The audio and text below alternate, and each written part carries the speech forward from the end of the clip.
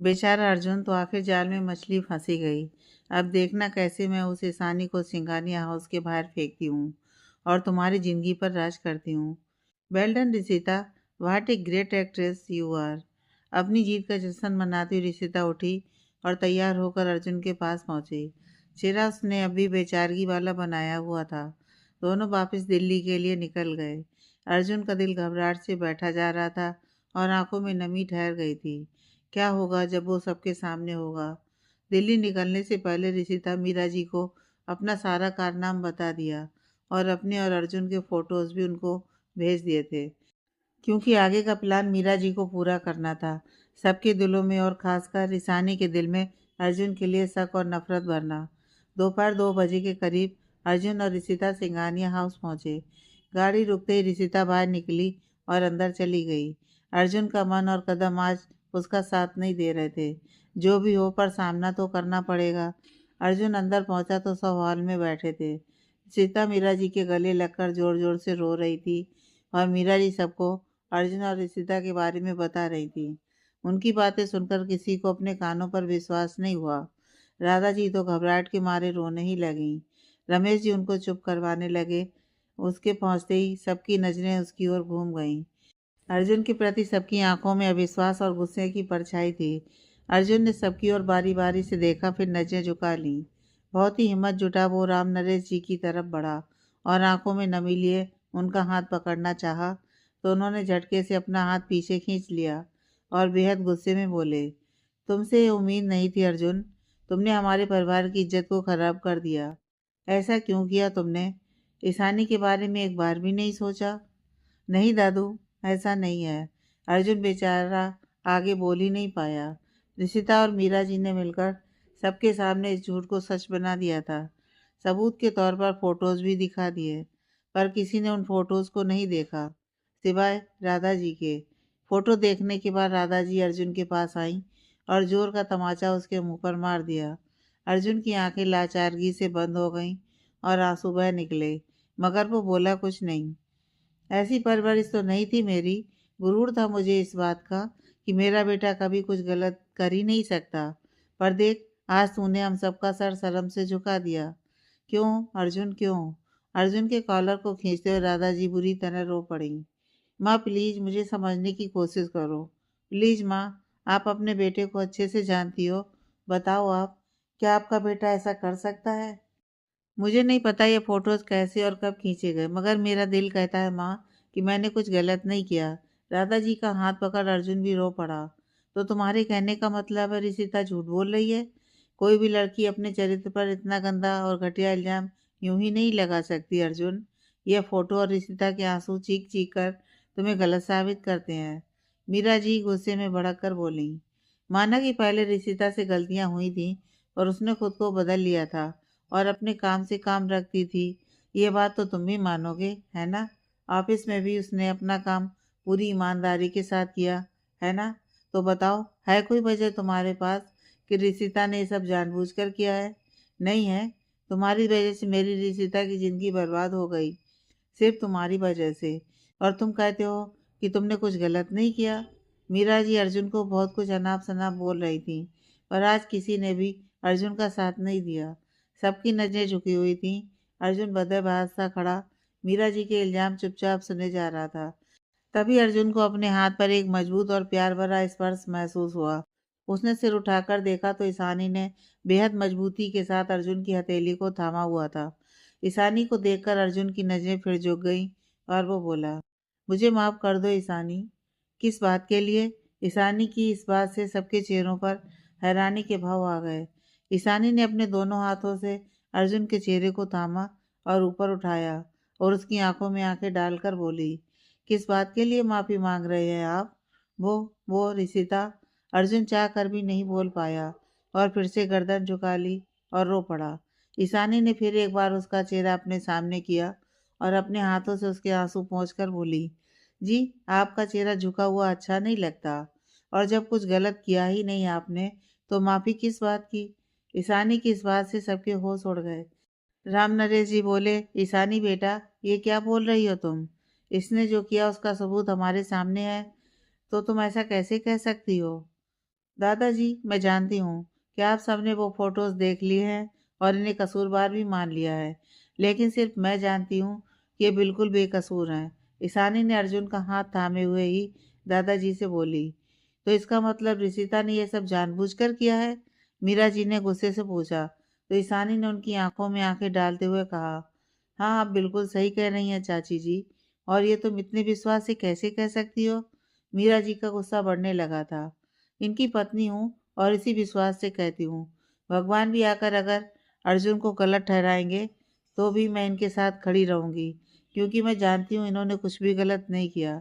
ईशानी पूरी दृढ़ता के साथ अर्जुन का हाथ पकड़े मीरा जी की बातों का जवाब दे रही थी। कोई सबूत है तुम्हारे पास इस बात को साबित करने का कि रिशिता झूठ बोल रही है? अब की बार राम नरेश जी ने गुस्से से ईशानी से पूछा। नहीं दादाजी, फिलहाल मेरे पास कोई सबूत नहीं है, लेकिन बहुत जल्द मैं आपके सामने इनकी बेगुनाही साबित कर दूंगी। ये सब रिशिता की सोची समझी चाल है अर्जुन से शादी करने की। पर वो ये भूल गई कि ये अब अकेले नहीं है, मैं इनके साथ हूँ, आज भी और हमेशा के लिए भी। आप सब इन पर भरोसा करें या ना करें, मेरा इन पर विश्वास अटूट है। सच बहुत जल्दी सबके सामने आ जाएगा। ईशानी की आंखों में अर्जुन के लिए अटूट विश्वास और प्यार देखकर सब चुप हो गए। सबका मन ईशानी की कई बातों पर भरोसा करने को कह रहा था। अर्जुन खुद ईशानी के इस व्यवहार को देखकर हैरान था। उसे तो लगा था कि ईशानी उसे ही कसूरवार ठहराएगी, पर नहीं, ईशानी उसके साथ थी और यही बात उसको बेगुनाह साबित कर रही थी। ईशानी की बातों को सुनकर कोई कुछ बोलता इससे पहले मीरा जी बेहद चिढ़ते हुए बोली, ठीक है, अगर तुम्हें अर्जुन पर इतना ही विश्वास है तो तुम्हें 10 दिन के भीतर अपनी बात साबित करनी होगी। अगर तुम नहीं कर पाई तो तुम्हें अर्जुन को तलाक देना होगा और उससे रिशिता से शादी करनी होगी। मीरा जी की ये बात सुनकर सभी के होश उड़ गए। राधा जी लगभग चिल्लाते हुए बोली, क्या बकवास कर रही हो तुम? दिमाग तो ठीक है ना तुम्हारा? अर्जुन ईशानी को तलाक क्यों देगा? मीरा जी राधा जी की आंखों में आंखें डालते हुए बेहद गुस्से से बोली, आपके लाडले की वजह से मेरी रिशिता की जिंदगी जो खराब हुई, उसका क्या? उसे रिशिता से शादी करनी ही होगी। मेरी बहन की जिंदगी बर्बाद कर दी उसने। उन दोनों के बीच होती तू तू मैं को देखकर राम नरेश जी, कांता जी, रमेश जी, अशोक जी, विपुल, अनाया सब बहुत परेशान हो गए। मुझे मंजूर है, ईशानी थोड़ी तेज आवाज में बोली। तो अर्जुन के साथ साथ बाकी सब बुरी तरह चौंक गए। ये क्या कह रही हो ईशु? सबसे पहला सवाल अर्जुन की तरफ से आया, जिस पर ईशानी ने उसे कोई जवाब नहीं दिया और मीरा जी की तरफ देखकर बोली, ठीक है चाची जी, अगले 10 दिन के भीतर मैं इनको बेगुनाह साबित कर दूंगी, लेकिन मेरी भी एक शर्त है कि इसके बाद रिशिता फिर कभी सिंगानिया हाउस में लौट कर नहीं आएगी। बोलिए, आपको मंजूर है? ईशानी की बात से रिशिता, जो अब तक अपनी जीत का जश्न मना रही थी, एकदम से हैरान रह गई। उसने तो कहीं कोई सिरा नहीं छोड़ा था जिससे उसकी साजिश का पता चल सके, तो फिर ईशानी इतने विश्वास से ये कैसे कह सकती है? अब ऋषिता के चेहरे पर घबराहट से पसीने की बूंदें झलक आई थीं। वो मनी मन प्रार्थना कर रही थी कि मीरा जी ईशानी की शर्त न माने, मगर ऐसा हो नहीं पाया। मीरा जी ने अति आत्मविश्वास के साथ ईशानी की शर्त मान ली। ईशानी के चेहरे पर बेहद झीनी मुस्कान ठहर गई, जो उसने सबसे छिपा भी ली थी। उसने अर्जुन का हाथ पकड़ा और अपने कमरे में चली गई। घर के बाकी लोग भी अनमने मन अपने अपने कामों में लग गए, पर मन सबका बेहद उदास और भारी था। सब मन ही मन ईशानी को सही होने की प्रार्थना कर रहे थे। राधा जी अपने कमरे में आई और पपक कर रो पड़ी। पीछे से आते हुए रमेश जी ने उन्हें संभाला और अपने गले से लगा लिया। देखा आपने, आखिर वो कामयाब हो ही गई अपने गंदे इरादों में। क्या बिगाड़ा था मेरे बच्चे ने उसका, जो उसकी हंसती खेलती जिंदगी में आग लगा दी? राधा जी रमेश जी के सीने से लगी हुई ही रोते हुए बोल रही थी। शांत हो जाओ राधा, अगर अर्जुन ने कुछ गलत नहीं किया है तो उसके साथ भी गलत नहीं होगा। अगर क्या आप भी अर्जुन को दोषी समझ रहे हैं? अरे, वो बेटा है हमारा, हमारे दिए हुए संस्कार उसको कभी भी ऐसा कोई गलत काम करने ही नहीं देंगे। मैं जानती हूँ वो बिल्कुल बेकसूर है। उस घटिया रिश्तेदार ने ये सब जानबूझकर किया है। राधा जी रमेश जी से दूर होते हुए नाराजगी से बोली, पर एक लड़की अपने ही चरित्र पर दाग क्यों लगाएगी, वो भी सबके सामने? माना रिशिता तुम्हें पसंद नहीं, मगर है तो वो एक लड़की ही। हो सकता है नशे में आकर रमेश जी अपनी बात खत्म करते उससे पहले ही राधा जी जोर से बोली, नहीं, नशे में भी नहीं। मेरा अर्जुन कोई भी गलत काम कर ही नहीं सकता है। ईशानी अर्जुन की शादी को अभी कुछ महीने ही गुजरे हैं, वो तब उसके साथ खड़ी है। पर अर्जुन तो हमारा खून है, आप कैसे उसके बारे में ये सोच सकते हैं? मेरा बच्चा बिल्कुल निर्दोष है।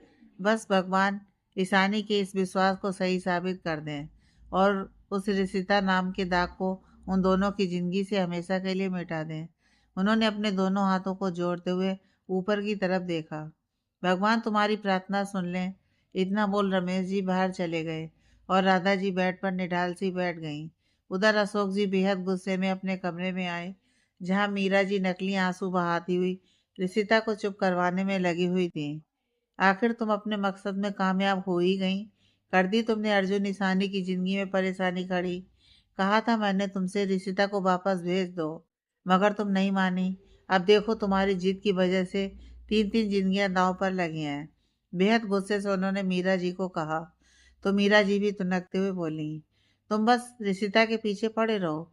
अरे उसने खुद को उन दोनों की जिंदगी से दूर कर लिया था और अपने काम से काम रखने लगी थी। ऑफिस में इसका काम पसंद आने पर ही अर्जुन ने इसे रखा था। और तो और इसने तो मना भी किया था जयपुर जाने से, लेकिन तुम्हारे लाडले भतीजे ने ही जोर देकर इसे अपने साथ चलने को कहा था। अब इस बेचारी को थोड़ी ना पता था कि वापिस आते हुए इसकी जिंदगी बर्बाद हो चुकी होगी। मीरा जी की बातों का अशोक के पास कोई जवाब नहीं था, क्योंकि जो भी उन्होंने कहा वो कहीं ना कहीं सच भी था। क्यों हो गई ना बोलती बंद? और वो ईशानी, उसे भी बहुत जल्द समझ आ जाएगा कि उसके पति ने उसके साथ बेवफाई की है। वो खुद ही तलाक दे देगी अर्जुन को।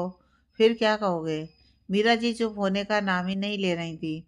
उनकी बातों को सुनकर अशोक जी गुस्से से बाहर चले गए और मीरा जी और रिशिता के चेहरों पर टेढ़ी सी हंसी बिखर गई और दोनों ने एक दूसरे को हाई फाइव किया। अब देखते हैं ईशानी कैसे नहीं छोड़ती अर्जुन को। बस 10 दिन का इंतजार, मीरा जी ने रिशिता को कहा, तो उसकी हंसी थोड़ी और बड़ी हो गई। ईशानी अर्जुन को लेकर अपने कमरे में आई। अर्जुन परेशान सा अंदर आया। ईशानी कमरे का दरवाजा बंद करके अर्जुन की तरफ मुड़ी ही थी कि अर्जुन एकदम से उसके गले लग गया और बोला, प्लीज ईशानी, मुझे माफ कर दो। पता नहीं कैसे अर्जुन आगे बोल ही नहीं पा रहा था। बस आंखों में पछतावे के आंसू थे।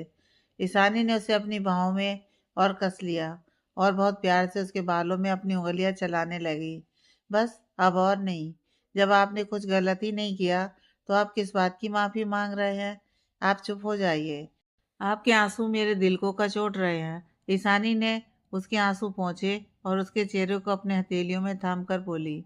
अर्जुन ने उसके हाथों पर अपने हाथ रखे और बोला, मन तो मेरा भी कहता है कि मैंने कुछ गलत नहीं किया, पर हालात गलत सोचने पर मजबूर कर देते हैं।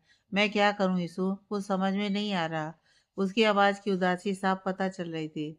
कुछ पल रुककर अर्जुन ने घबराते हुए उसके कंधे पकड़ते हुए बोला, ईशु, ईशु क्या? कभी नहीं।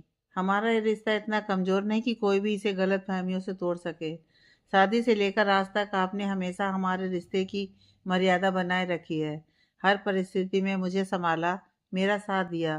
तो अब मेरी बारी है और आप निश्चिंत रहिए। हम दोनों मिलकर उस रिश्ता की साजिश का पर्दाफाश करेंगे। अर्जुन की बात बिना बोले समझ ईशानी उसके गले लग गई। अर्जुन ने उसके माथे पर किस किया और बोला, आई लव यू ईशानी। ईशानी ने भी उसकी पीठ पर अपने हाथों को कस दिया। लेकिन सिर्फ 10 दिन में हम कैसे साबित करेंगे कि रिशिता झूठ बोल रही है? अर्जुन की बात सुनकर रिशिता ने उसे सोफे पर ले जाकर बिठाया और उस रात की बात का सारा सच अर्जुन को बता दिया। रिशिता की साजिश के बारे में सुनकर अर्जुन के होश उड़ गए। कैसे चूक गया वो? उसे लगने लगा था कि रिशिता बदल गई है और उसने तो अर्जुन को फंसाने के लिए कितना बड़ा जाल बुना था। अर्जुन कुछ बोलने की हालत में नहीं था। अर्जुन, अर्जुन कहाँ खो गए आप? गहरी सोच में डूबा हुआ अर्जुन ईशानी की आवाज से होश में आया। हाँ, कुछ कह रही थी तुम? अर्जुन ने उसकी तरफ देखा तो ईशानी ने उसके हाथ को अपने हाथ में थामा और बोली, कहाँ खो गए आप? कुछ नहीं, उस रिश्ता को तो मैं छोड़ने वाला नहीं। ईशानी, मेरा दिल बार बार कह रहा था कि मैंने कुछ गलत नहीं किया। मैंने तुम्हें धोखा नहीं दिया, मगर रिशिता ने फोटोज दिखाकर मुझे सबके सामने कुछ भी कहने लायक नहीं छोड़ा। उसको मैं छोड़ूंगा नहीं, पर उसकी सच्चाई सबके सामने कैसे लाएंगे? ईशानी की इस बात पर अर्जुन मुस्कुरा दिया, जैसे वो जानता था कि सबूत कहाँ से मिलेगा। उसने ईशानी को उसका फ़ोन लाने को कहा, तो ईशानी ने अपना फ़ोन लाकर उसके हाथ में रख दिया। अर्जुन ने ईशानी का फ़ोन लिया और उसमें कुछ करने लगा। ईशानी को कुछ पता नहीं था कि अर्जुन क्या कर रहा है और ना ही उसे अपने फ़ोन के बारे में ज़्यादा जानकारी थी। लगभग 15 मिनट के बाद अर्जुन खुशी से उछल पड़ा और उसने ईशानी को कसकर गले लगा लिया। क्या हुआ? आप अचानक से इतना खुश क्यों हो रहे हो? अर्जुन के सीने से चिपकी हुई ईशानी ने पूछा, तो अर्जुन ने बिना कुछ कहे उसे अपनी बाहों में और कस लिया। बताइए ना, क्या हुआ? अभी तो आप कितने परेशान थे और अभी आप इतने खुश। ईशानी ने गर्दन उठाकर अर्जुन की तरफ देखा, तो अर्जुन ने उसके माथे को चूम लिया। मुझे मेरी बेगुनाही का सबूत मिल गया ईशु। बोलते हुए अर्जुन की आवाज़ भारी हो गई थी। क्या सच में? मगर कैसे? ईशानी भी खुशी से चौंक गई। अर्जुन उसे अपनी गोद में लेकर ही सोफे पर बैठ गया और ईशानी के फ़ोन में एक रिकॉर्डिंग ऑन कर दी। रिकॉर्डिंग सुनते ही ईशानी के चेहरे पर भी खुशी की लहर दौड़ गई और बोली, चलिए अर्जुन, अभी चलकर उस रिश्ता का पर्दाफाश करते हैं और सबके सामने आपको निर्दोष साबित करते हैं। ये कहते हुए ईशानी अर्जुन की गोद से उठने लगी, तो अर्जुन ने फिर से उसे खींचकर अपनी गोद में बिठा लिया। नहीं, अभी नहीं। अभी हमें 10 दिन का टाइम मिला है। अब मुझे उसका और गिरा हुआ रूप सबके सामने लाना है। अभी होने दो खुश उसे अपनी जीत पर। और वैसे भी सबसे ज़्यादा तुम्हारा साथ और भरोसा मेरे लिए मायने रखता है। तुम साथ जो हो मेरे, तो और कुछ ज़रूरी है ही नहीं। थैंक यू मुझ पर अपना विश्वास बनाए रखने के लिए। I love you. I love you so much Ishu. मैं भी। ईशानी ने शर्माते हुए बस इतना ही कहा, तो अर्जुन ने पीछे से उसकी गर्दन पर होंठ रखते हुए कहा, जवाब पूरा मिलना चाहिए। अर्जुन की इस हरकत ने ईशानी के तन मन में हलचल मचा दी थी। ईशानी कसमसाते हुए अर्जुन से छूटने की कोशिश करने लगी कि अर्जुन ने उसे पलट दिया। अब अर्जुन और ईशानी के चेहरे एक दूसरे के सामने थे। दोनों की नज़रें एक दूसरे से उलझी हुई थीं कि फिर एक बार ईशानी की नज़रें शर्माकर झुक गईं। अर्जुन धीरे धीरे उसके करीब आ रहा था। दोनों के होंठ एक दूसरे को हौले से छूने लगे थे।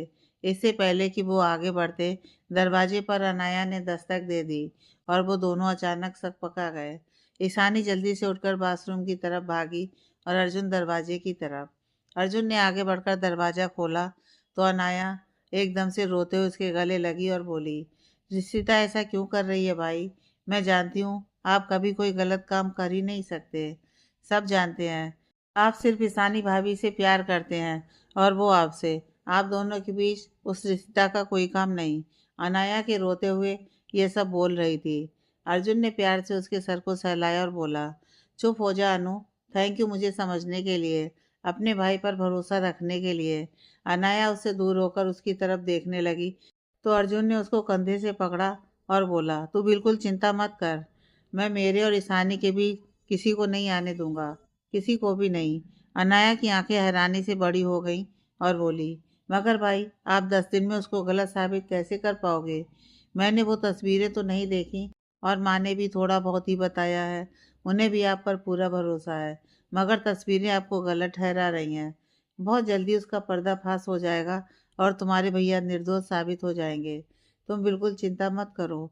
ईशानी बाथरूम से बाहर आते हुए बोली, मुझे आप दोनों पर पूरा विश्वास है। आप दोनों उस रिशिता की बच्ची को अच्छा सबक सिखाएंगे। आई लव यू भाई भाभी। अनाया के चेहरे पर खुशी की चमक फैल गई। Be also love you. दोनों एक साथ बोले, तो अर्जुन ने ईशानी की तरफ घूर कर देखा और ईशानी सकपका गई। अच्छा, आप खाने के लिए नीचे आएंगे या ऊपर ही खाना भिजवा दें आप दोनों का? ऐसा माँ ने पूछा है। अनाया ने पूछा, तो ईशानी के बोलने से पहले अर्जुन बोल पड़ा, माँ को कहना मेरा और ईशानी का खाना रूम में भिजवा दें। जब तक रिशिता को गलत साबित नहीं कर देता, मैं नीचे सबके साथ खाना नहीं खाऊंगा। ओके। माँ भी कह रही थी कि आपको अभी अपने रूम में आराम करना चाहिए। वो खाना भिजवा देंगी। ठीक है, आप आराम करिए। मैं थोड़ी देर में खाना लेकर आऊँगी। ये कहकर अनाया बाहर चली गई और अर्जुन ने फिर से दरवाज़ा बंद कर दिया। जिसे देख ईशानी एकदम से पीछे हटने लगी कि तभी अर्जुन ने उसकी कलाई थाम ली और ईशानी को अपनी ओर खींच लिया। ईशानी की पीठ अर्जुन के सीने से चिपक गई। अर्जुन ने अपनी बाहों के घेरे में ईशानी को कस लिया और उसके कंधे पर अपनी ठोड़ी टिकाते हुए बोला, तुम्हारा जवाब अभी अधूरा है, चलो इसे पूरा करो। अर्जुन की गर्म सांसों ने ईशानी के दिल की धड़कनों को मचलने पर मजबूर कर दिया। उसकी आंखें बंद थीं और चेहरा शर्म से लाल हो चुका था। बोलो ना, मैं इंतजार कर रहा हूँ। ईशानी को खामोश देख अर्जुन ने उसकी गर्दन पर अपने होठों से हरकत करनी शुरू कर दी। उफ! अर्जुन की इस हरकत से ईशानी बहकने लगी थी। खुद को संभालते हुए बड़ी धीरे से बोली, मैं खाना ले आती हूँ। हाँ, तो तुम जा सकती हो। ये कहते अर्जुन ने अपनी बाहों के घेरे से ईशानी को आज़ाद कर दिया। ईशानी एक पल को तो हैरान हो गई। आज अर्जुन ने इतनी आसानी से ईशानी को छोड़ दिया। कुछ सोचते हुए ईशानी 4 कदम आगे बढ़ी कि अचानक उसके कदम रुक गए। अर्जुन ने ईशानी की साड़ी का पल्लू अपने हाथ में पकड़ा हुआ था। पल्लू खींचने से ईशानी के कदम रुक गए और वो पीछे पलटी। अर्जुन शरारत से मुस्कुराता हुआ पल्लू समेटता हुआ आगे बढ़ रहा था। बिल्कुल उसके करीब आकर उसने ईशानी के चेहरे को अपने हाथों में लिया और अपने होंठ उसके होंठों पर रख दिए। ईशानी की आंखें खुद ब खुद बंद हो गईं और उसके हाथ अर्जुन की पीठ पर कस गए। इस प्यार भरे चुंबन और मजबूत आलिंगन ने दोनों के दिलों में भरे तनाव को कम कर दिया और एक दूसरे के प्रति समर्पण की भावना को और गहरा कर दिया। इन खूबसूरत एहसासों को कुछ पल जी लेने के बाद वो दोनों एक दूसरे से अलग हुए और ईशानी शर्माकर अर्जुन के गले लग गई। हाँ, आगे से ध्यान रखना। मुझे जवाब नहीं मिला तो सजा कुछ ऐसी ही होगी। अर्जुन अपने सीने से लगी ईशानी के बालों को सहलाता हुआ बोला। ईशानी ने उसकी आंखों में देखा तो अर्जुन को उन आंखों में नमी दिखाई दी। उसने घबराते हुए पूछा, क्या हुआ ईशु? तुम्हारी आंखों में नमी क्यों है? क्या परेशानी है, बताओ मुझे। ईशानी एकटक उसकी आंखों में देखने लगी। उसके मन में जज्बातों का तूफान था। कहना चाहती थी कि मुझे सही मायनों में तुम्हारी पत्नी बनना है, अपना ये अधूरा सा रिश्ता पूरा करना है। न जाने कब कौन सी रिश्ता हम दोनों के दरमियान आ जाए। तुम्हारे साथ अब मुझे संपूर्ण होना है। मगर शब्दों ने जज्बातों का साथ फिर नहीं दिया। अर्जुन उसकी आंखों में छुपी बेचैनी को समझ गया था। उसने ईशानी के चेहरे को थामा, उसके माथे को चूमा और बोला, तुम्हारा इंतजार अब पूरा होने को है ईशु। एक बार ये रिश्ता वाला चैप्टर खत्म हो जाए, उसके बाद तुम्हारे कदमों में सारी खुशियां बिछा दूंगा। I promise you my love. नई सुबह सबके लिए मिले जुले भाव लेकर आई। परेशानी, गुस्सा, चिंता, फिक्र सबके चेहरों पर कुछ न कुछ छलक ही रहा था। एक दूसरे से बात करने से भी सब बच रहे थे। अर्जुन को छोड़ कर सब डाइनिंग टेबल पर आ चुके थे। सब चुप थे। राधा जी और मीरा जी चुपचाप सबको नाश्ता परोस रही थीं और सब शांति के साथ नाश्ता कर रहे थे। राधा जी का मन मीरा जी की तरफ से बिल्कुल खराब हो चुका था, पर वो घर में कलह से बचने के लिए किसी तरह खुद को शांत रखी हुई थी। दीदी, मेरा नाश्ता लगा दो, मुझे ऑफिस के लिए देर हो रही है। रिशिता ने वहां आकर मीरा जी को नाश्ते के लिए कहा तो सबकी नजरें उसकी तरफ उठ गईं। सबको अपनी तरफ देखते हुए पाकर रिशिता चिढ़ते हुए अपने कंधे उचकाते हुए बोली, क्या आप सब मुझे ऐसे क्यों घूर रहे हैं? अपना नाश्ता कीजिए ना, मुझे देर हो रही है। ऑफिस में काफ़ी सारा काम पेंडिंग हो गया है, मुझे जाकर संभालना है, वरना काफ़ी नुकसान हो जाएगा। उसकी फिक्र तुम मत करो, तुम सिर्फ अपनी फिक्र करो। जब सबको सच पता चलेगा तो तुम्हारा क्या होगा? ये केशव की आवाज़ थी जो अभी अभी हॉल में आया था। केशव की बात सुनकर रिशिता एक पल को घबरा गई, पर फिर संभलते हुए बोली, कैसा सच? कौन सा सच? सच वही है जो सबको पता है, समझे? हो सकता है जो सबको बताया गया है वो पूरा सच ना हो, या झूठ को इस तरह से सबको दिखाया गया कि सबको वही सच लगा, है ना? केशव ने भी उसी टोन में जवाब दिया। केशव की बात सुनकर मीरा जी के चेहरे पर घबराहट भरी सिकन उभर आई, जिसे उन्होंने जल्दी से दूर किया और केशव से बोली, जब पूरी बात पता ना हो तो किसी पर यूं इल्जाम लगाना ठीक नहीं केशव।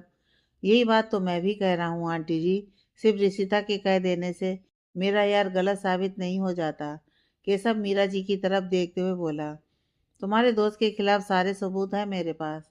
अब उसके पास दो ही रास्ते बचे हैं, या तो वो ईशानी को तलाक देकर मुझसे शादी कर ले, नहीं तो जेल जाने की तैयारी। रिशिता के चेहरे और बातों में बेशर्मी उतर आई थी, और दोनों ही सूरतों में से कुछ नहीं होने वाला। मेरा भाई कभी गलत कर ही नहीं सकता। भगवान भी आकर तुम्हारी तरफ से बोलें तो भी मैं विश्वास नहीं करूँगा। केशव ने पूरी दृढ़ता के साथ अर्जुन का बचाव किया। देखते हैं 10 दिन बाद तुम्हारे सामने या तो अर्जुन मुझसे शादी करेगा या जेल की हवा खाएगा। रिसिता पूरे एटीट्यूड के साथ बिना नाश्ता किए बाहर चली गई और मीरा जी मुंह बनाते हुए अपने कमरे में। राम नरेश जी, कांता जी, रमेश और अशोक जी, राधा जी, विपुल, अनाया सब खामोशी से केशव की ओर देख रहे थे। दादू दादी, ये रिसिता झूठ बोल रही है। देखना हमारा अर्जुन बिल्कुल निर्दोष साबित होगा। केशव सबके सामने आकर चेयर पर बैठते हुए बोला। हम भी बस इसी उम्मीद में है बेटा कि हमारा अर्जुन गलत ना हो। इतना कहकर राम नरेश जी और कांता जी अपने कमरे में चले गए और रमेश और अशोक जी ऑफिस चले गए। विपुल भी उनके साथ ही ऑफिस चला गया। अब डाइनिंग टेबल पर अनाया, राधा जी और केशव भी बचे थे। राधा जी ने अनाया को कहा कि वो जाकर अर्जुन और ईशानी को नाश्ते के लिए बुला लाए। अनाया जाने के लिए उठी ही थी कि सामने से वो दोनों वहां आ गए। सॉरी माँ, मैं आज जल्दी नहीं आ पाई आपकी मदद करने के लिए। वो मुझे इन्होंने मना किया था कि जब तक रिशिता ऑफिस नहीं चली जाती तब तक मैं नीचे ना आऊं। ईशानी अपने कानों को हाथ लगाते हुए बड़ी ही मासूमियत से बोली। सही कहा उसने। वो जानता है कि तुम्हारे सामने आने पर वो तुम्हें परेशान करने का एक भी मौका नहीं छोड़ेगी। अच्छा किया बेटा। और कान क्यों पकड़ रही हो? बड़े ही प्यार से और झूठा गुस्सा करते हुए राधा जी ने उसके हाथों को नीचे किया और उसे चेयर पर बिठा दिया। इसके बाद वो अर्जुन के पास आई और उसके चेहरे को अपने हाथों में भरकर उसके माथे को चूमा और बोली, दुनिया चाहे जो मर्जी कहे, मैं जानती हूँ मेरे बच्चे ने कुछ गलत नहीं किया। अर्जुन भरी आंखों से उनके गले लग गया और बोला, आपकी कसम माँ, आपके विश्वास को कभी गलत साबित नहीं होने दूंगा। ऋषिता ने जो झूठ सच बनाकर सबके सामने रखा है उसे उसकी सजा जरूर मिलेगी। बस आपका साथ और आशीर्वाद चाहिए। मेरा आशीर्वाद हमेशा तेरे और ईशानी के साथ है। भगवान तुम दोनों की जोड़ी हमेशा बनाए रखे। चल अब नाश्ता कर ले। राधा जी भरे गले से बोली। हाँ भाई, मुझे भी तुझ पर पूरा भरोसा है और मैं हमेशा तेरे साथ हूँ। केशव ने उसे पीछे से गले लगाते हुए कहा। मैं भी। सबके बीच अनाया भी खुशी से चहकते हुए बोली। जब तुम सब मेरे साथ हो तब मुझे और क्या चाहिए। बस 10 दिन और रिशिता का चैप्टर हमेशा के लिए ख़त्म। अर्जुन ने सबकी तरफ बारी बारी से देखा और अपना हाथ आगे किया, जिस पर सबने अपने अपने हाथ रख दिए और सबने एक साथ कहा, बिल्कुल। अर्जुन और केशव ऑफिस चले गए और ईशानी और अनाया कॉलेज। अर्जुन अब संभल गया था। गाड़ी में केशव ने अर्जुन से पूछा तो अर्जुन ने शुरू से लेकर आखिर तक सारी बात केशव को बता दी और रिशिता के खिलाफ मिले सबूत के बारे में भी। केशव बोला, तो देर किस बात की? अभी के अभी ये सबूत सबको दिखा दे और रिशिता का मैटर खत्म कर। नहीं, मैं चाहता हूँ कि रिशिता अपने मुंह से सबके सामने अपनी इस साजिश से पर्दा उठाए। अर्जुन ने सोचते हुए कहा और अपनी प्लानिंग केशव को बता दी। वो तो ठीक है, पर ईशानी, उसके दिल को ठेस लगेगी। उसका क्या? देख भाई, मेरी बहन की आंखों में आंसू नहीं आने चाहिए। अर्जुन की बनाई हुई प्लानिंग सुनकर केशव को ईशानी की फिक्र हो गई। ओह हेलो, तेरी बहन होने से पहले वो मेरा प्यार है, मेरी पत्नी है। उसकी आंखों में आंसू तो मैं खुद भी बर्दाश्त नहीं कर पाऊंगा, पर वो ये सब जानती है और उसी ने मुझे ये करने के लिए कहा है। अर्जुन के मुंह से यह सुनकर केशव चौंक गया। क्या? हाँ, और अब अपना मुंह बंद कर। हम ऑफिस पहुंच चुके हैं, अर्जुन ने गाड़ी रोकते हुए कहा और बाहर आ गया। दीपिका भी ऑफिस आ गई होगी। अपने मन में बुदबुदाते हुए केशव भी बाहर निकला और दोनों लिफ्ट से अर्जुन के केबिन में पहुंचे। अर्जुन और केशव पिछले 2 दिनों का पेंडिंग काम देख ही रहे थे कि रिशिता बिना नॉक किए अंदर आई और बोली। अर्जुन वो और केशव को देख अचकचा गई। हाँ बोलो। अर्जुन को रिशिता के इस व्यवहार पर बहुत गुस्सा आया, पर खुद को ऊपर से बिल्कुल शांत दिखाते हुए आराम से बोला। एक बार को रिश्ता भी चौंक गई। अर्जुन ने उस पर गुस्सा नहीं किया, ना ही बिना नॉक किए अंदर आने पर, ना ही उसे नाम से बुलाने पर। यह सोचकर वो मन ही मन खुश हो गई। केशव को भी अर्जुन के व्यवहार को देख हैरानी हुई, पर वो भी चुप था। केशव को वहां देख रिशिता अंदर से कुड़ गई और ऊपर से नकली हंसी हंसते हुए बोली, वो लगता है अभी तुम बिजी हो, मैं बाद में आती हूँ। नहीं, ऐसा कुछ नहीं है। कहो तुम्हें क्या काम था? अर्जुन उसकी मनसा भांप चुका था, फिर भी सहज भाव से ही बोला। मैं बाद में आती हूँ। इतना बोल ऋषिता तुरंत वहां से चली गई। उसको यूं जाते देख अर्जुन और केशव ने एक दूसरे को हैरानी से देखा और फिर हंस पड़े।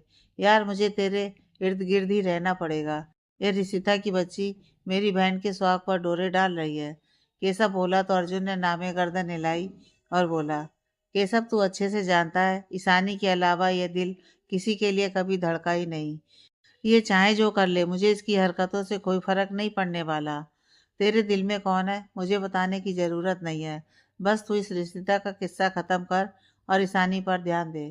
केशव उसके कंधे थपथपाकर बोला, ठीक है, अब काम कर लें। अर्जुन ने कहा तो केशव ने इधर उधर देखा और आंख मारते हुए बोला, हाँ हाँ तू शुरू कर, मैं बस ऑफिस का एक चक्कर लगाकर आया। उसके जाने के बाद अर्जुन खुद में मुस्कुराकर बुदबुदाया, यह नहीं सुधरेगा, और फाइल पढ़ने में खो गया। दीपिका अपनी डेस्क पर काम कर रही थी। उसे अर्जुन और ऋषिता के बारे में ऑफिस वालों से पता चल चुका था, इसलिए उसका मन बहुत उदास था। न चाहते हुए भी उसका ध्यान बार बार अर्जुन और ऋषिता की तरफ ही जा रहा था। वो अपने विचारों में इतनी खोई हुई थी कि उसे पता ही नहीं चला कब केशव उसके पास आकर खड़ा हो गया। दीपिका को खोई हुई देखकर उसने उसके कंधे पर हाथ रखा तो दीपिका एकदम से चौंक गई और घबराकर ऊपर देखा। सामने केशव खड़ा मुस्कुरा रहा था। दीपिका एकदम से उठी और रोते हुए उसके गले लग गई और बोली, केशव, अर्जुन जीजू ने कुछ गलत नहीं किया, वो ऐसा कर ही नहीं सकते हैं। ये सब रिशिता की कोई चाल है। एक पल को तो केशव दीपिका के इस तरह गले लगने से हैरान रह गया, पर अगले ही दीपिका की बातें सुनकर उसके बालों को कंधे को सहलाता हुआ बोला, पहले तो रोना बंद करो, तुम्हारी आंखों में आंसू बिल्कुल अच्छे नहीं लगते, और तुम्हारे ऐसे रिएक्शन के लिए तो मैं अर्जुन को थैंक यू कहूँगा। केशव की बात सुनकर दीपिका ने अपना चेहरा उठाया तो केशव ने अपने कंधे उचका दिए। दीपिका ने खुद को देखा और तुरंत उससे दूर हो गई। अरे अरे, ये तो गलत बात है, बड़ी मुश्किल से तो ये मौका मिला था, केशव ने शरारती अंदाज में बोला। तो दीपिका गुस्से से बोली, यहाँ मैं अर्जुन जीजू और ईशानी के बारे में सोचकर परेशान हो रही हूँ और आपको मजाक सूझ रहा है। दीपिका ने चेहरा दूसरी तरफ कर लिया तो केशव अपने कान पकड़ते हुए उसके सामने आया और बोला, सॉरी, लेकिन जो भी था बहुत अच्छा था। रही बात अर्जुन और ईशानी की, उनकी फिक्र मत करो, सब ठीक हो जाएगा। ठीक हो जाएगा मगर कैसे? दीपिका ने हैरानगी से पूछा तो केशव ने बस इतना ही कहा, तुम्हें अपने जीजू पर भरोसा है ना, तो बस देखती जाओ। अच्छा बताओ, तुम्हारे मम्मी पापा, हमारे मम्मी पापा यहाँ कब आ रहे हैं? मम्मी रोज पूछती हैं उनके बारे में, केशव ने दीपिका की आंखों में देखते हुए पूछा। तो दीपिका पलकों को नीचा करते हुए बोली, 2 दिन बाद आ रहे हैं वो। हाय, तुम्हारा यह पलकों का झुकाकर मुस्कुराकर जवाब देना मेरा चैन छीन लेता है। केशव की आवाज़ में शरारत थी। अर्जुन फोन पर मिस्टर शेखावत से बात कर रहा था। काफ़ी परेशान लग रहा था बातों से। शायद मिस्टर शेखावत अर्जुन के बारे में उड़ी गलत अफवाह सुनकर उसके साथ की हुई डील तोड़ना चाहते थे। मिस्टर शेखावत सर, आप प्लीज़ मेरी बात सुनिए। जो भी आपने देखा या सुना सब गलत है। प्लीज़ मेरा विश्वास कीजिए, मैंने कुछ भी गलत नहीं किया। बड़ी बेचारगी से अर्जुन बोला। देखिए मिस्टर सिंघानिया, मुझे कोई दिलचस्पी नहीं है ये जानने में कि आपने क्या किया या नहीं, लेकिन मुझे मेरी इज्जत बहुत प्यारी है। मैं नहीं चाहता कि आपके साथ ये डील करके मैं अपनी बिजनेस पर कोई दाग लगाऊं, इसलिए मैं ये डील अब तोड़ना चाहता हूँ। उम्मीद है आप समझेंगे। मिस्टर शेखावत की बात सुनकर अर्जुन एकदम शॉक्ड रह गया। इस वक्त उसे ऋषिता पर बेहद गुस्सा आ रहा था। उसकी वजह से इतनी अच्छी डील उसके हाथ से निकल रही थी। गुस्से से उसके दिमाग की नसें दिखाई देने लगी थी। उसने आखिरी बार कोशिश की, देखिए शेखावत साहब, आप ये डील तोड़ना चाहते हैं तो यही सही, पर मेरी एक रिक्वेस्ट है, आप 10 दिन रुक जाइए, उसके बाद आप जो भी फैसला लेंगे मुझे मंजूर होगा। Please, it's a request. इतना बोल अर्जुन खामोश हो गया और दूसरी तरफ से भी कोई आवाज़ नहीं आई। सामने से कोई आवाज़ न आने पर अर्जुन हताश होकर फ़ोन रखने ही लगा था कि तभी मिस्टर शेखावत की आवाज़ उसके कानों में पड़ी। हमें मंजूर है सिंघानिया साहब, हम भी आप जैसे नौजवान बिजनेसमैन के साथ काम करना चाहते हैं, पर अपने बिजनेस के नाम के साथ कुछ गलत नहीं जोड़ना चाहते। आप समझ रहे हैं ना? आपने 10 दिन मांगे हैं, दिए आपको 10 दिन। अगर उसके बाद भी हालात नहीं बदलते तो ये डील खुद ब खुद टूट जाएगी। ठीक है, रखते हैं। खंबा खड़ी, बहुत बहुत धन्यवाद आपका। आपको निराश नहीं करूँगा। नमस्ते। फोन रखते हुए अर्जुन के चेहरे पर थोड़ी शांति नजर आ रही थी। रिशिता, तुम्हारी वजह से मुझे और मेरे परिवार को कितनी शर्मिंदगी झेलनी पड़ रही है, इसका हिसाब तुम्हें देना होगा। पैसों के लालच में तुमने और चाची ने मिलकर ये खेल खेला है। अब देखो यही पैसों की चमक तुमसे सच कैसे उगलवाती है। अर्जुन गुस्से में यही सोच रहा था कि फिर एक बार रिशिता बिना नॉक किए केबिन में आ पहुंची और इस बार अर्जुन अकेला ही था। ओह सॉरी, मैंने तुम्हें डिस्टर्ब तो नहीं किया ना?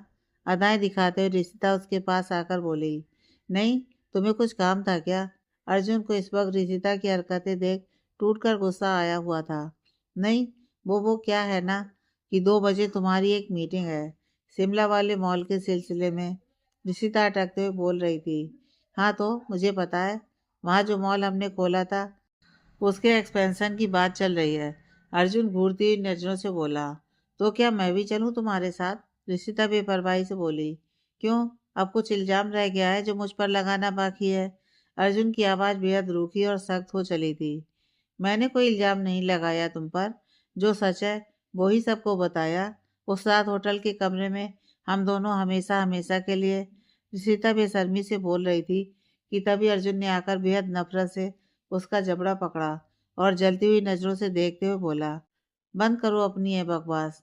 अर्जुन सिंघानिया इतना कमज़ोर नहीं कि तुम जैसी लड़की उसके आसपास भी फटक सके, समझी? उस रात की सच्चाई जिस दिन बाहर आई ना, तो कसम से तुम कहीं मुंह दिखाने लायक सच में ही नहीं रह जाओगी। अर्जुन की नफरत और गुस्से भरे चेहरे को देख ऋषिता एकदम से बुरी तरह घबरा गई। पसीने की बूंदें उसके चेहरे पर साफ देखी जा सकती थी। छोड़ो मुझे अर्जुन, अपनी हद में रहो। खुद को उसके हाथों से छुड़वाने की कोशिश करती हुई ऋषिता बोली। हद अभी तुमने देखी कहाँ है मिस ऋषिता? जिस दिन ये हद टूटी तुम मेरे घर में तो क्या इस शहर में नजर नहीं आओगी। आइंदा मेरे आसपास मंडराने की कोशिश गलती से भी मत करना। ऋषिता के चेहरे को झटके से छोड़ते हुए अर्जुन बोला। तुम्हें मुझसे शादी करनी होगी अर्जुन सिंघानिया। बचपन से तुमसे शादी करने का सपना देखती आई हूँ और इस सपने को किसी भी कीमत पर पूरा करूँगी मैं। तुमसे बहुत प्यार करती हूँ, बहुत प्यार। तुम्हें पाने के लिए मुझे कुछ भी करना पड़े मैं करूँगी। ऋषिता की आवाज़ में जिद और आंखों में उसको पाने की जुनूनियत अर्जुन साफ महसूस कर रहा था। इतना बोलकर ऋषिता गुस्से से पैर पटकती हुई वहां से चली गई। उसके जाने के बाद अर्जुन गहरी सांस लेते हुए अपनी चेयर पर बैठ गया और खुद से बोला। ऐसा कभी नहीं होगा ऋषिता, कभी नहीं। अर्जुन के चेहरे पर बेहद गुस्सा था। उसने अपनी आंखें बंद की और खुद को शांत करने लगा तो ईशानी का हंसता हुआ चेहरा उसकी बंद आंखों के सामने आ गया। I love you Ishu, I love you. भाई ये किसको आई लव यू बोल रहा है तू, और वो भी अकेले में? केशव ने अंदर आते हुए पूछा तो अर्जुन ने अपनी आंखें खोली और चिढ़कर बोला। तुझे इससे मतलब? अरे मुझे मतलब नहीं होगा तो किसको होगा? मेरी बहन को छोड़कर तू और किसी को आई लव यू बोलकर तो दिखा। केशव भी झूठा गुस्सा करते हुए बोला। अच्छा भाई माफ कर दे, चल मीटिंग के लिए देर हो रही है। इतना बोल दोनों मीटिंग के लिए निकल गए और उनके पीछे ऋषिता, जिसे दीपिका ने देख लिया था। ईशानी आज कॉलेज में थोड़ी अनमनी सी थी। लेक्चर्स भी उसने बेमन से अटेंड किए। वो कॉलेज के लॉन में अपनी ही सोच में गुम सी बैठी थी कि तभी अनाया उसके पास आकर चुपचाप बैठ गई। ईशानी को उसके आने का पता ही नहीं लगा। करीब 10 मिनट बाद अनाया ने उसके चेहरे के आगे चुटकी बजाई तो ईशानी अपने होश में वापस आई। अरे अनाया, तुम्हारे लेक्चर्स खत्म हो गए? चलो घर चलें। ये बोल ईशानी जैसे ही उठने को हुई, अनाया ने उसकी कलाई पकड़कर वापस बैठा दिया और बोली। क्या बात है भाभी, आप कुछ परेशान सी लग रही हैं। नहीं, ऐसी कोई बात नहीं है। ईशानी नजर चुराते हुए बोली तो अनाया ने उसके चेहरे को अपनी तरफ करते हुए कहा। अगर आपने नहीं बताया तो मैं भाई को बता दूंगी कि आप आज बहुत गुमसुम और बेचैन हैं और आपने अपने लेक्चर्स भी ध्यान से नहीं सुने।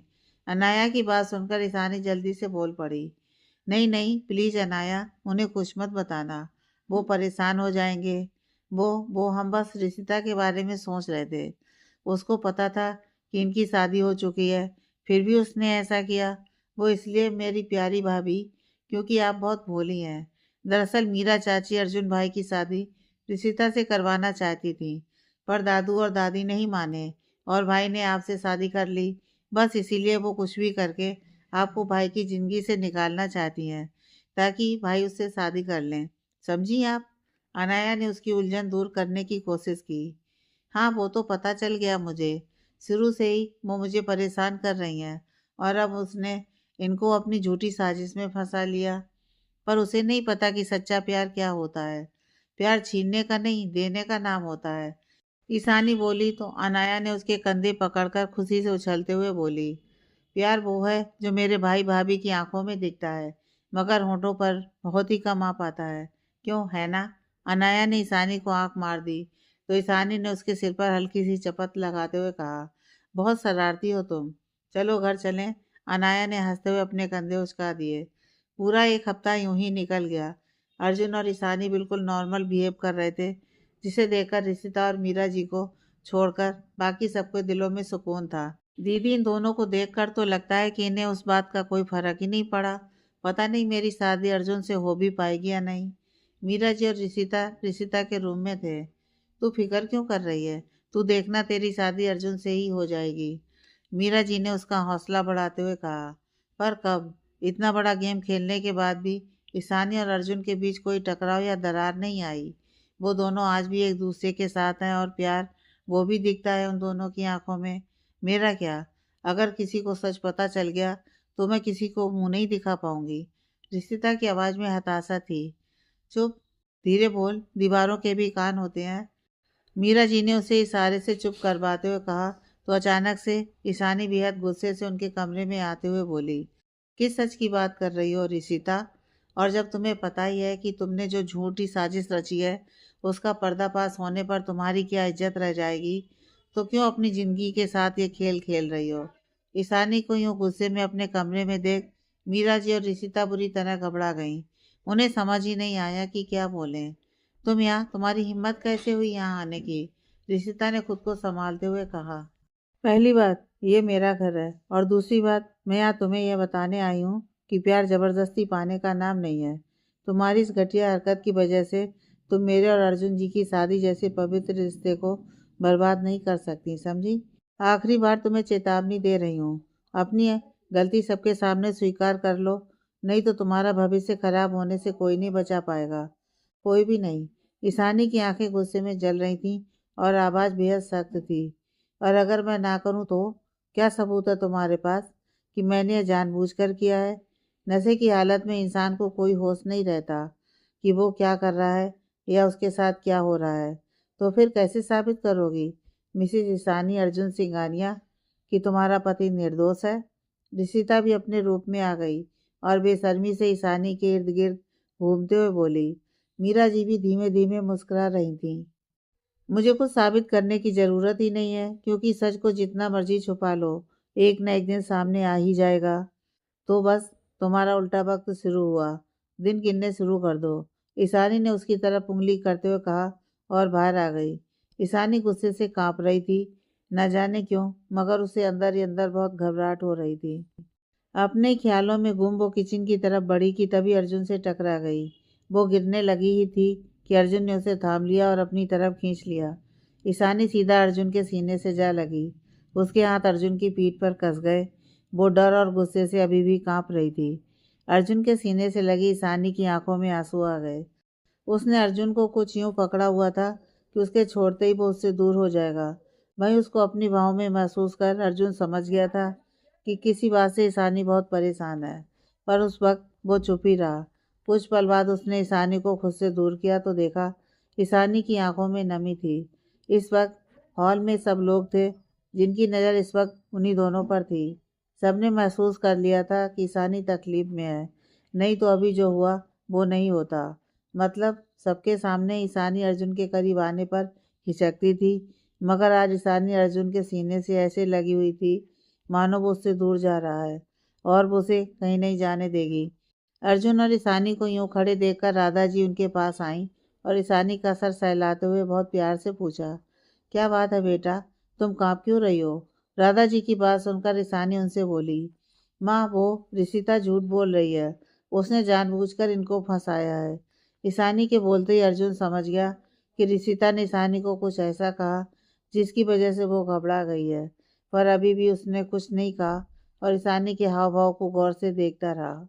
हाँ बेटा, वो तो हम सबको पता है, मगर उसे झूठा साबित करने का हमारे पास कोई सबूत नहीं है। दुनिया तो मेरे ही बेटे को गलत ठहराएगी, दादाजी ने बेहद मायूसी से कहा।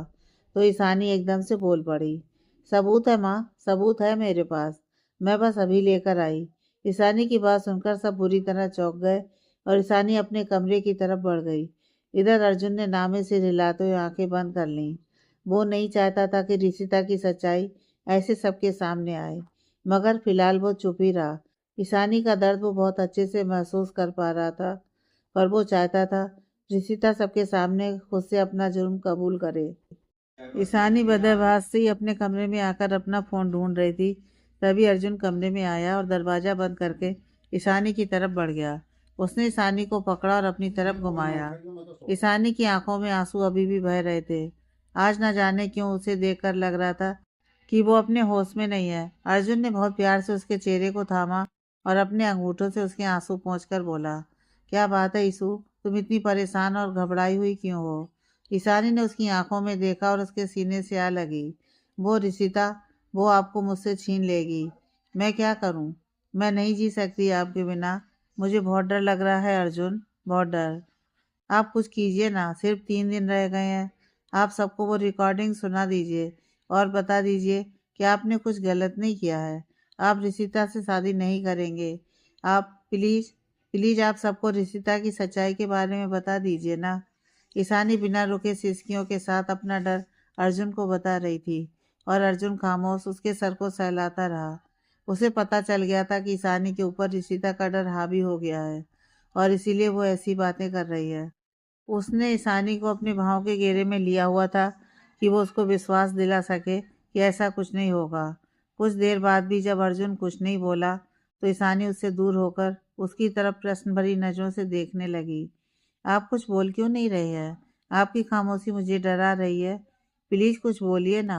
ईशानी की आवाज़ में तड़प थी। ईशु, क्या मेरा प्यार इतना कमज़ोर है कि तुम मुझ पर भरोसा नहीं कर पा रही?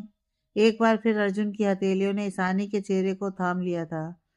आप पर तो मुझे खुद से भी ज्यादा भरोसा है, मगर वो रिशिता।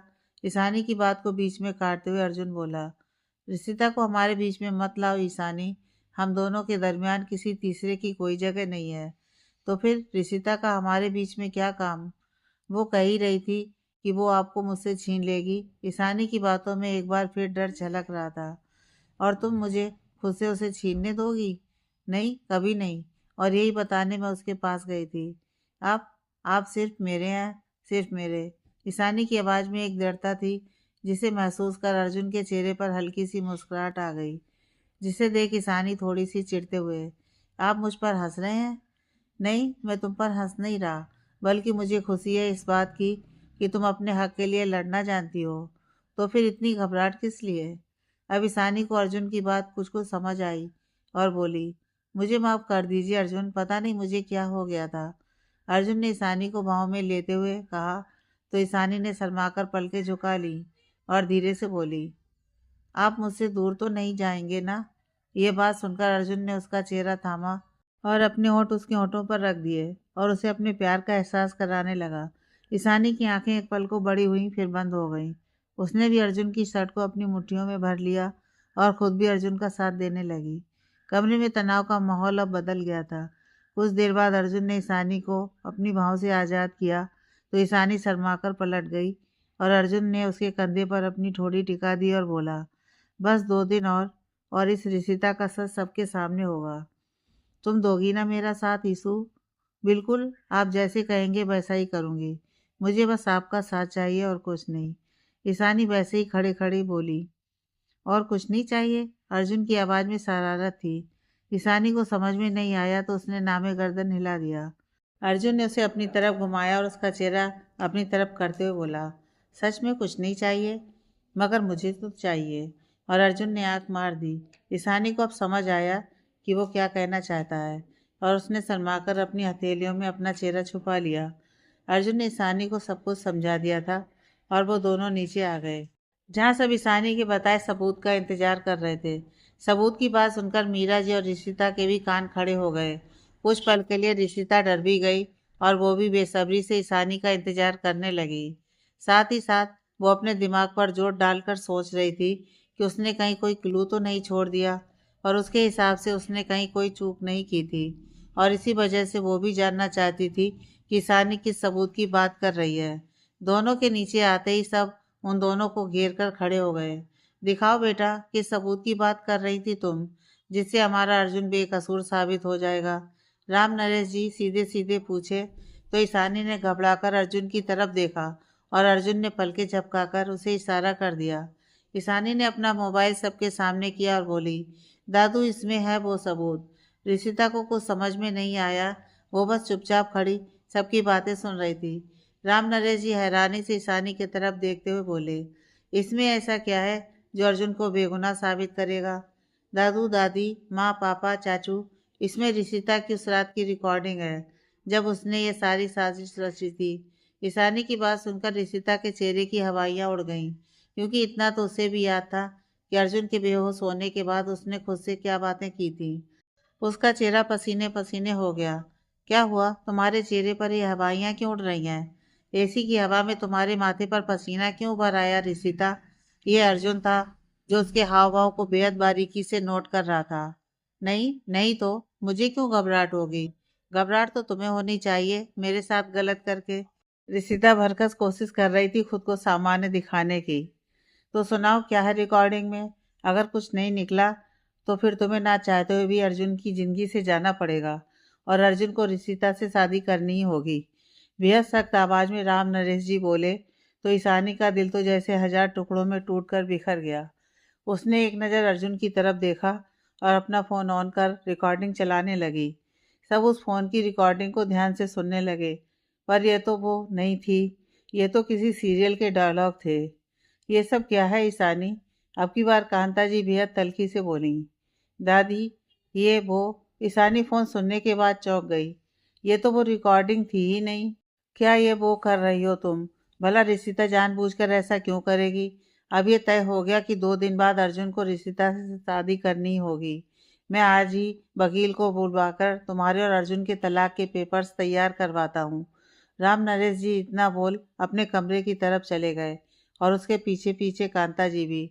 राधा जी अपनी आंखों में आंसू भरे अपने कमरे में चली गईं और उनके पीछे रमेश जी उनको संभालने के लिए। अशोक जी और विपुल अपने ऑफिस निकल गए। अनाया अपने कॉलेज, क्योंकि ईशानी अभी कॉलेज जाने की हालत में नहीं थी। अब हॉल में सिर्फ अर्जुन, ईशानी, मीरा जी और ऋषिता ही बचे हुए थे। मीरा जी एक तीखी सी नज़र ईशानी पर डाली और बोली, चलो अपना सामान बांध लो, गिनती के 2 दिन बचे हैं तुम्हारे पास। तुम्हारे बाद तुम्हारे और अर्जुन के रास्ते हमेशा के लिए अलग हो जाएंगे, समझी?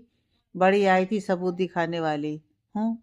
इतना बोल मीरा जी किचन की ओर बढ़ गईं और ईशानी बुत बनी वहीं खड़ी रही। अर्जुन से ईशानी की हालत देखी नहीं जा रही थी, मगर फिलहाल वो चाह कर भी कुछ नहीं कर पा रहा था।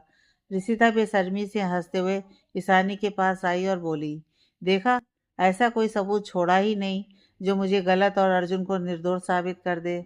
आई थी मुझे धमकी देने, अब देखो खुद के पास कुछ नहीं बचा, न पति न घर। 2 दिन बाद मैं बन जाऊंगी मिसेज ऋषिता अर्जुन सिंघानिया। बस 2 दिन। ऋषिता इतराते हुए अपनी उंगली से अपने बाल घुमाती हुई वहां से चली गई। ईशानी बदहवासी वहां खड़ी थी, तभी अर्जुन ने उसका हाथ पकड़ा और उसे वहां से ले गया। कितना मुश्किल था वो सब कहना, पर कहना पड़ा। हताशा से भरे राम नरेश जी ने बेड पर बैठते हुए कहा तो कांता जी उनके पास आकर उनके कंधे पर हाथ रखते हुए बोली, कई बार ना चाहते हुए भी हमें वो करना या कहना पड़ जाता है जो हम सपने में भी नहीं सोच सकते। आप हिम्मत रखिए, दुख की ये घड़ी भी निकल ही जाएगी और सब ठीक हो जाएगा। जी, बस अब तो भगवान का ही सहारा है कि वो सच को सच और झूठ को झूठ साबित कर दें। राम नरेश जी ने कांता जी के हाथ पर हाथ रखते हुए गहरी सांस भरते हुए कहा। उधर अपने कमरे में बैठी राधा जी बंद आवाज में सिसक रही थी। उनके सामने बार बार अर्जुन और ईशानी का चेहरा आ रहा था, जिन पर उदासी, बेबसी और लाचारी के निशान थे। मुंह पर हाथ रखे वो धीमे धीमे रो रही थीं कि रमेश जी अंदर आए और राधा जी को अपने गले लगाते हुए बोले, तुम यूँ हिम्मत मत हारो राधा, हमारे बेटे ने कुछ गलत ही नहीं किया है, तो फिर उसके साथ कैसे कुछ गलत होगा? तुम देखना, हमारा बेटा सच्चा साबित होगा और ऋषिता की काली करतूत सबके सामने होगी। बस हिम्मत रखो, हम हिम्मत से काम लेंगे तो ही हमारे दोनों बच्चे इस साजिश से बाहर निकल पाएंगे। राधा जी ने उनकी तरफ देखा और हाँ में गर्दन हिला दी। अर्जुन ईशानी को कमरे में लाया और उसे अपने सीने से कसकर लगा लिया और बोला, ईशु, ईशानी ने हाँ में गर्दन हिलाई तो वो उसके सर को सहलाते हुए आगे बोला, बस अब इस हिम्मत को 2 दिन और यूं ही बनाए रखना। वो रिशिता बहुत शातिर है, बड़ी आसानी से अपने चेहरे पर आए पसीने को छुपा गई, लेकिन उसे नहीं पता कि वो अपने ही बनाए जाल में फंस गई है। तुमने बहुत अच्छी एक्टिंग की। वो एक्टिंग नहीं थी अर्जुन, एक बार को यूं लगा कि किसी ने मेरी जान निकाल दी है। आपको खोने का ख्याल ही मुझे एक पल में हजारों मौत मार देता है। पता नहीं कैसे मैं अगले 2 दिन खुद को संभाल पाऊंगी। 2 दिन की नहीं, 2 दिन बाद आने वाली खुशियों के बारे में सोचो। सोचो कि अभी हमने खुशियों के कितने पल साथ में गुजारने हैं, खूबसूरत यादें बनानी है। और इतना बोल अर्जुन चुप हो गया तो ईशानी ने गर्दन उठाकर उसकी तरफ प्रश्न भरी नजरों से देखा और बोली, और और क्या अर्जुन? तुम समझी नहीं या समझ कर नासमझ बनने की कोशिश कर रही हो? अर्जुन के लहजे में शरारत का फुट उतर आया था। अर्जुन की शरारत भरी नजरों का मतलब समझ ईशानी उससे दूर होने लगी। अर्जुन ने उसे और कस के भाव में भर लिया तो मिसेस सिंघानिया को समझ आ ही गया। अर्जुन की बात सुनकर परेशान ईशानी के चेहरे पर शर्म की लालिमा बिखर गई और वो पलके झुकाकर मुस्कुरा दी। हाँ ईशानी, मुझे भी बेसब्री से इंतजार है उस पल का, जब जब अर्जुन के आगे बोलने से पहले ईशानी ने उसके होठों पर अपनी हथेली रख दी और बोली, बस कुछ मत कहिए, मुझे शर्म आ रही है। हो, अभी तो मैं सिर्फ बोल ही रहा हूँ, तब शर्म से तुम्हारे गाल टमाटर लाल हुए जा रहे हैं। जब कुछ करूंगा तब तुम्हारा क्या होगा? अर्जुन के बोलते ही सानी ने दोनों हाथों से अपना चेहरा छुपा लिया और अर्जुन के होठों पर मुस्कुराहट ठहर गई। उसे इस बात का सुकून था कि सानी का ध्यान रिशिता की बातों से हट गया था। आज 10 दिन पूरे हो गए थे। सिंगानिया हाउस में मातम सा छाया हुआ था। बाहर मीडिया वाले अपने अपने कयास लगाए जा रहे थे। क्या अर्जुन आज खुद को बेगुनाह साबित कर पाएंगे? क्या वो अपनी पत्नी को तलाक देकर मिस रिशिता से शादी करेंगे? अंदर मीरा जी के कमरे में रिशिता लाल रंग की साड़ी और श्रृंगार किए हुए खुद को मिसेज अर्जुन सिंगानिया बनने के सपने संजो रही थी। आखिर अर्जुन खुद को निर्दोष साबित नहीं कर पाया। अब अर्जुन और उसकी दौलत और इस सिंगानिया हाउस में मेरा राज चलेगा। उस ईशानी की बच्ची को इस घर से धक्के देकर ना निकाला तो मेरा नाम भी रिशिता नहीं, नहीं, मिसेज रिशिता अर्जुन सिंगानिया नहीं। अपने को शीशे में देखती रिशिता खुद पर इतराए जा रही थी। बाहर पंडित जी और वकील दोनों ही मौजूद थे। पंडित जी को मीरा जी ने और वकील को राम नरेश जी ने बुलाया था। पहले अर्जुन और ईशानी का तलाक होगा, फिर रिशिता और अर्जुन की शादी। केशव और दीपिका भी सिंगानिया हाउस में थे। दीपिका ईशानी के पास थी और केशव अर्जुन के पास। जैसा सोचा था वैसा ही होगा ना केशव? आज अर्जुन भी अंदर से थोड़ा सा घबराया हुआ था। बिल्कुल, तो बिल्कुल फिक्र मत कर मेरे भाई। आज उस रिश्ता का खेल हमेशा के लिए खत्म हो जाएगा। आज वो खुद सब अपने मुंह से उगल देगी। बस तुझे खुद को कमजोर नहीं पड़ने देना है, समझा? केशव अर्जुन को समझा ही रहा था कि विपुल कमरे में आया और बोला, भाई आपको नीचे दादू बुला रहे हैं, चलिए। हाँ कहकर अर्जुन आगे बढ़ा तो विपुल आंखों में नमी लिए उसके गले लग गया और बोला, सब ठीक हो जाएगा ना भाई? आप और भाभी हमेशा एक दूसरे के साथ ही रहेंगे ना? विपुल के यूं गले लगने पर अर्जुन का गला भी भर आया और उसके मुंह से आवाज नहीं निकल पाई। अर्जुन को चुप देखकर केशव उन दोनों के पास आया और दोनों के साथ गले लगकर बोला, सब ठीक ही होगा और ये और ईशानी भी हमेशा साथ ही रहेंगे, नहीं तो मैं इनका जीना हराम कर दूंगा। आखिरकार बात मेरी बहन की जिंदगी की है। हाँ, और मेरी भाभी की। मैं उनका ही साथ दूंगा हमेशा। विपुल भी बोल पड़ा और तीनों नीचे हॉल में चले गए। ईशानी अनाया के रूम में बैठी थी। उसे कुछ सुध-बुध नहीं थी। आंखों में आंसू थे और होठों पर खामोशी। अनाया और दीपिका उसे अपनी अपनी तरह से समझा रही थी, पर ईशानी कुछ नहीं बोली। इस वक्त दीपिका को बहुत ज्यादा बुरा लग रहा था, क्योंकि उसने ईशानी को बचपन से ही परेशानियों में घिरे देखा था। बड़ी मुश्किल से उसकी जिंदगी में अर्जुन खुशियों के रूप में शामिल हुआ था और आज फिर एक बार वो अपनी खुशियों से दूर होने वाली थी। बाकी सच तो दीपिका को भी मालूम ही था, पर जाहिर नहीं कर सकती थी। नीचे हॉल में सब मौजूद थे। मीरा जी और रिशिता पंडित जी के पास थी और अर्जुन, ईशानी, केशव और बाकी सब वकील के पास, क्योंकि पहले उन दोनों को तलाक के पेपर साइन करने थे। वकील ने उन दोनों के सामने पेपर्स रखे और कहा कि आप पेपर्स पढ़ लीजिए और दस्तखत कर दीजिए। Next part.